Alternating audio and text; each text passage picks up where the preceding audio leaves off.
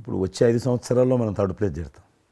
ఇప్పుడు యూకే లాంటి మనల్ని పరిపాలించి ఆక్రమించుకొని పరిపాలించినటువంటి బ్రిటన్ కూడా వెనకకి నెట్టేసి 5వ స్థానానికి వచ్చేసాం. వచ్చేటువంటి 5 సంవత్సరాల్లో ఖచ్చితంగా మనం 3వ స్థానంలోకి లార్జెస్ట్ ఎకానమీ కంట్రీగా మనం ఎమర్జ్ అవుతాం. 100%. అవన్నీ ఇప్పుడు జరుగుతున్నటువంటి ఈ యొక్క డెవలప్మెంట్స్, ఈ ఆర్థిక సంస్కరణలు ఇవన్నీ చూస్తుంటే ఖచ్చితంగా ఆ రోజు ఎంతో దూరం లేదు మీరు చెప్పినట్లుగా. మీ తెలిసి మధ్యలో G20 సమావేశాలు నిర్వహించినప్పుడు నేను మీతోటే మాట్లాడాను. శ్రీనగర్ అంటే ఎట్లా ఉండను పరిస్థితి తెలుసు. ఈ టూరిజం మినిస్ట్రీకి 4 మీటింగ్లు అవుతాయి. ఒక మీటింగ్ అక్కడ పెట్టాలని నిర్ణయించుకున్నప్పుడు ప్రధానమంత్రి అన్నారు, సినిమా ఫీల్డ్ మీద చర్చించండి. ఎందుకంటే సినిమా ఫీల్డ్ ఎక్కువగా షూటింగ్లు చేసేవాళ్ళు. మేము చిన్నగా ఉన్నప్పుడు జమ్మూ కాశ్మీర్ వెళ్ళలేదు ఎవరం కూడా. కానీ దేశంలో ఉన్నటువంటి కోట్లాది మంది కాశ్మీర్ అందాలను చూశారు సినిమాల కారణంగా. ఎవరు పోలేదు అక్కడికి, కానీ చూశారు. కాబట్టి ఆ సినిమా ఫీల్డ్కి సంబంధించినటువంటి సెషన్ పెట్టాలి మీరని చెప్పి ప్రధానమంత్రి గారు చెప్పి ఆయన ఆదేశించిన తర్వాత ఈ సినిమా ఫీల్డ్కి సంబంధించి అన్ని దేశాలకు సంబంధించినటువంటి ప్రముఖులందరినీ కూడా ఆహ్వానించాం. అప్పుడు మేము మీటింగ్ పెట్టాలంటే పాకిస్తాన్ అన్ని దేశాలకు లెటర్స్ రాసింది, చైనా లెటర్స్ రాసింది, టెర్రరిస్ట్ ఆర్గనైజేషన్స్ అన్నీ కూడా హెచ్చరించాయి. జమ్మూ కాశ్మీర్కి వస్తే Kashmir is a disputed place అది, కాబట్టి ఎవరు రావద్దు, వస్తే మాత్రము ఏమైనా అవుతే మాకు సంబంధం లేదని పాకిస్తాన్ కూడా అందరూ హెచ్చరించారు. బట్ ప్రైమ్ మినిస్టర్ చెప్పాడు, ఎట్టి పరిస్థితుల్లో మీటింగ్ పెట్టి తీరాలి, నువ్వు నాకు అనవసరం, నీకేం కావాలో నేను అన్ని ఏర్పాటు చేస్తాను. ఆ తర్వాత నేను మీతో మాట్లాడి ఆ రోజు అప్పుడే కాశ్మీరు అని అనగానే మీరు కాశ్మీరు లోయల్లో కన్యాకుమారి ఇలాంటి సాంగ్స్ ఎన్నో మాకు గుర్తుకొచ్చినాయి. అలాంటిది మళ్ళీ మీరు మీ పార్టిసిపేషన్ ఉంటే బాగుంటుంది అనుకున్నప్పుడు ఆ టైంలో నేను రాలేని పరిస్థితిలో రామ్ చరణ్ వస్తే బాగుంటుంది, అతను RRR సినిమా ఆస్కార్ అవార్డు తోటి తను మంచి ఆస్కార్ అవార్డు వచ్చింది, బాగుంటుంది ప్రధానమంత్రి గారు చెప్పాను. అప్పుడు అందరూ ఫారినర్స్ డెలిగేట్స్ అందరూ కూడా ఏ సినిమా సాంగ్ అది నాటు సినిమా డాన్స్ చేశారు అక్కడ. ఎవరు మన కొరియన్ మినిస్టర్.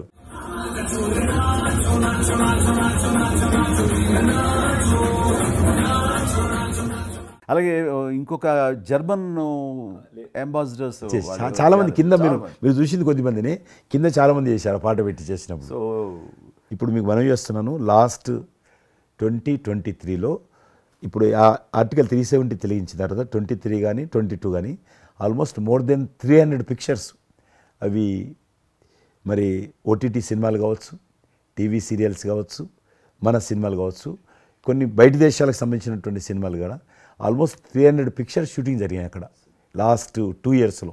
మళ్ళీ తిరిగి మీ ప్రభావంతో ఆయన నరేంద్ర మోడీ గారి చొరవతోటి ఇలాగా G20 కల్చర్ ముఖ్యంగా టూరిజం సంబంధించి సినిమాలను ఎంకరేజ్ చేస్తూ మీరు తీసుకున్న చొరవ, అందులో రామ్ చరణ్కి మీరు ఇచ్చేటువంటి ప్రాధాన్యత ఇవన్నీ కలిపినప్పుడు ఫస్ట్ నా వైఫ్ తన ఫ్రెండ్స్ తోటి ఎక్కడికి వెళదాం ఈ హాలిడే అంటే వాళ్ళ ఫ్రెండ్స్ అందరు కలిపి కాశ్మీర్కి వెళ్ళారు. అన్నిటికీ మించి మన భారత జాతీయ జెండా రెపరెపలాడుతున్నారు. మీకు తెలుసలేదు, మా పార్టీ తరఫున మాకు మురళీ మనోహర్ జోషి గారు ఉండేవారు, పార్టీ అధ్యక్షుడు అద్వానీ గారి తర్వాత. ఆయన కన్యాకుమారి నుంచి కాశ్మీర్ వరకు యాత్ర తీసాము. ఏంటో తెలుసా డిమాండ్, అక్కడ శ్రీనగర్లో జాతీయ పతాకం ఎగరడం, దానికోసం ఉద్యమం చూడండి, ఒక జెండా ఎగరడం కోసం. ఆడికి మిలిటరీ మధ్యలో పోలీస్ ఫైరింగ్ల మధ్యలో ఒక జెండా మేము జమ్మూ కాశ్మీర్ కానీ ఆపేశారు మమ్మల్ని. అక్కడ నుంచి మిలిటరీ విమానంలో తీసుకుపోయి ఆయన ఒక్కరిని అక్కడ జెండా ఎగిరినట్టు చేసి మళ్ళీ తీసుకొచ్చారు. దల్ లేక్ అని ఉంది అక్కడ, ఉన్నది కదా. మొన్న 15th ఆగస్ట్, ఇంతకుముందు 15th ఆగస్ట్ ఏదైతే మనము 70 సంవత్సరాల పండుగ జరుపుకున్నాము, 50,000 మంది అమ్మాయిలు అబ్బాయిలు స్కూల్ పిల్లలు అందరూ చేతులలో 3 రంగుల పతాకాలు పట్టుకొని దల్ లేక్ చుట్టూ ఊరేగింపు చేశారు. అది మార్పు. ఇంకొకటి నాకు సంతోషం ఏంటంటే, మీరు రాజకీయాలకు రాకముందే మీకంటూ ఒక ప్రత్యేక స్థానం సర్వీస్ యాక్టివిటీలు చిరంజీవి చారిటబుల్ ట్రస్ట్ చాలా పెద్ద ఎత్తున చేయడం అనేటువంటిది నిజంగా అది చాలామందికి ఆదర్శమైంది. మిమ్మల్ని చూసిన తర్వాత చిరంజీవి గారు పెట్టిన అంత పెద్ద నటు పెట్టడం మనం చేయకూడదని వాళ్ళ స్థాయిలో పెట్టినటువంటి చాలా సంస్థలు మీ నుంచి స్ఫూర్తి తీసుకొని పెట్టారనేది నాకు తెలిసిన వాళ్ళు కూడా చాలామంది చెప్పారు. కాబట్టి అది గొప్ప విషయం. మీకు ఎందుకు వచ్చింది ఐడియా? అది ఏదైనా సరే ముందు మన మనసులో తిరిగి ప్రత్యుపకారంగా ఏదైనా చెయ్యాలి అనే భావం ఒకటి ఉంటేనండి అవకాశాలు ఎదురుగా ఉంటాయండి మన ఎదురుగా. అలా చూసినప్పుడు ఆ టైంలో రక్తం దొరకక చనిపోయేవాళ్ళు చాలామంది ఉన్నారు. అది గర్భస్రావంతో డెలివరీ సమయంలో యాక్సిడెంట్ సమయంలో కొంతమంది క్షతగాతులు అట్లాగా లుకేమియా కానివ్వండి, క్యాన్సర్ కానివ్వండి, ఇలాంటివి తలసేమియా కానివ్వండి, ఇలాంటి చాలామంది ఉన్నారు.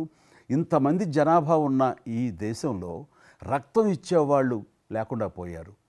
ఎందుకంటే రక్తం అనేది ల్యాబుల్లో తయారు చేసేది కాదు. ఒక మనిషి మరొక మనిషికి దానం ఇస్తేనే జరిగేది. సో ఆ మాత్రం ఆల్టర్నేటివ్ లేదు, లేదు, ప్రత్యామ్నాయం లేదు. సో ఇది కేవలం మంచి మనసుతోటి ఉండేవాళ్ళు ఇచ్చేదే.